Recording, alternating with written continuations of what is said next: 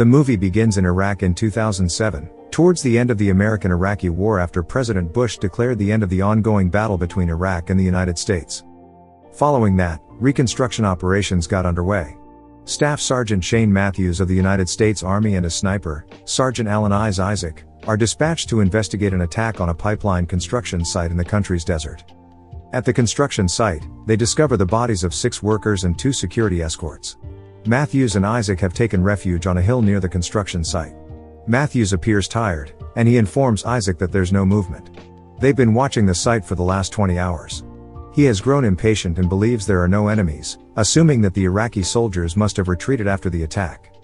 He informs him that, based on the dead bodies of construction workers and soldiers, 8 construction workers got shot in the head in less than 30 seconds. And after that, 1/3 of his fellow soldiers were also killed. On the other hand, Issac disagrees, believing this is the work of a very proficient sniper and that he may still be out there waiting to take out more of them. He thinks they may be dealing with Juba, an infamous sharpshooting Iraqi sniper. However, Matthews is dismissing it, claiming that no Iraqi sniper can be that good. They both wait another 2 hours, but Matthews believes there is no threat after 22 hours of monitoring for activity. He informs Issac that he'll investigate the location and depart after he obtains the radio. He walks to the place while Issac keeps an eye on him. Meanwhile, Issac loses eyes on him when his scope fogs up. Matthews chews him out for not replacing it, indicating that this particular scope has been faulty. He tells him he should throw it away, but Issac claims it belongs to Dean, his former comrade, and has sentimental value. Matthews's jokes about carrying a dead man's scope will bring bad luck. He then continues inspecting the dead bodies, distraughtly telling Issac that everyone has been shot in the head, a sign that a marksman took them out. Issac suggests he get out of the place as soon as possible. Despite Issac saying so, he stands in the middle of the site and tries to figure out the probable direction of the shots. Suddenly, a bullet from an unknown sniper strikes him in the abdomen. Issac then makes a daring attempt to save Matthews by running in a zigzag path avoiding the shots. Unfortunately, the sniper shoots him in the right knee, and he jumps behind a broken wall to take cover. Matthews asks him to call for help on the radio, but he can't move due to his injuries. To stop blood flow, he first ties a tourniquet around his thigh and then tries to contact the base using the radio. However, the bullet has also broken his radio antenna. On the other hand, Matthews makes a feeble bid to reach for his rifle and shoot at the sniper despite Issac's warning that the sniper will kill him if he does so. Nevertheless, as Issac attempts to help Matthews find the sniper, he summoned the courage to remove the bullet from his knee and bandage it. He yells at Matthews, but he receives no response. He realizes that Matthews is passed out after suffering massive blood loss. Later, Issac himself passed out from exhaustion against the wall. After a while, he regains consciousness after receiving communication from an officer in their base on his transmitter.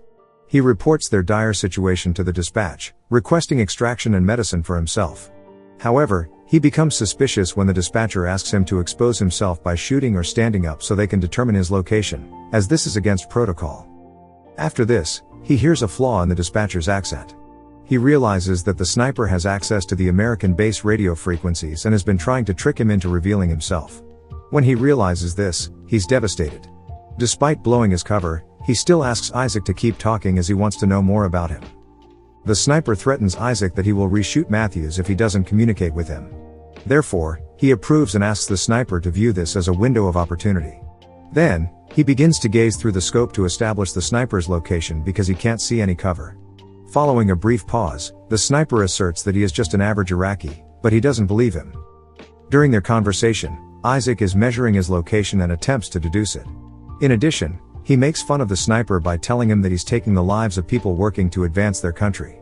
When the sniper hears this, he chuckles and responds by saying that he's aware that the money isn't intended for his nation but for the United States. During this period, he looks through the belongings of his deceased partner and listens to the radio. He then tries to grab it to get a hold of his station and ask for assistance. When the sniper asks him about his family, he refuses to answer. The sniper then threatens to reshoot Matthews if he doesn't tell him.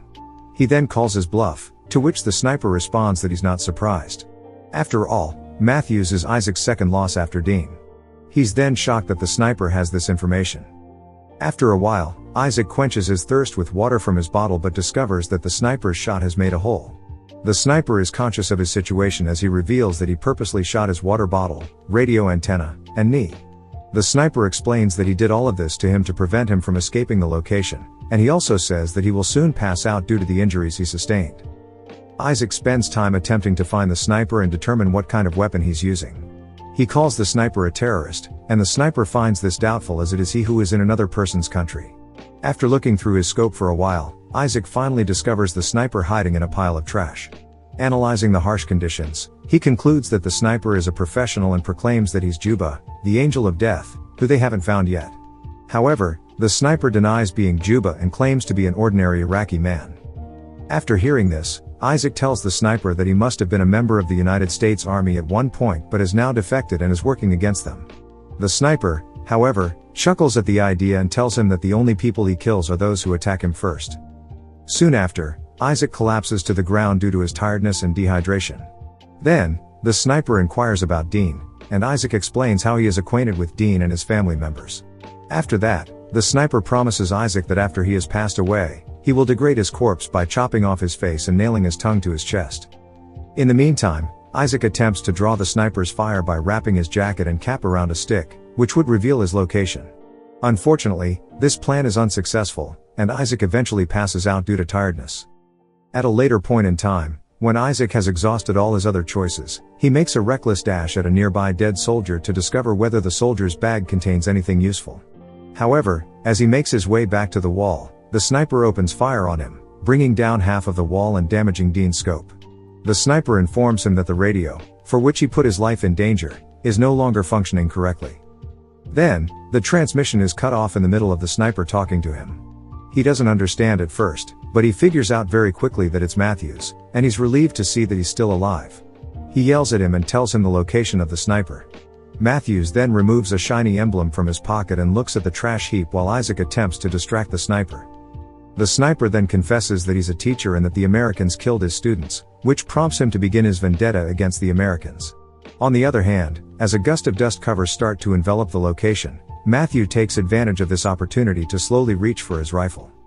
At this point, the sniper threatens to shoot Matthews, even though he's unaware that Matthews is awake. After that, Issac explains that he keeps the scope with him all the time because he failed to shoot the sniper who killed Dean. On the other hand, Matthews is trying to make the most of his opportunity by shooting blindly at the heap. As he crouches closer to the wall, the sniper fires a bullet that strikes him in the left shoulder. Despite Issac pleading with the sniper to spare Matthews' life, he can take his life by shooting him in the head as he approaches the wall. Seeing this, Issac breaks down and begins to cry. Issac then expresses a desire to return home, but the sniper tells him he'll let him go, but he doesn't believe he wants to go home. When he asks Issac to reveal why he's still in Iraq, Issac breaks down. He confesses that he's the one who killed Dean. He says he tried to shoot at an enemy sniper playing possum, but he shot through Dean instead. He also says that he has been lying to everyone about what happened. While speaking with the sniper, he hears some noise from the radio transmitter. Without pausing their conversation, he crawls up to the radio and attempts to make contact with the base. Unfortunately, the radio has suffered severe damage, so he can only listen in on the conversations and can't make a call for assistance.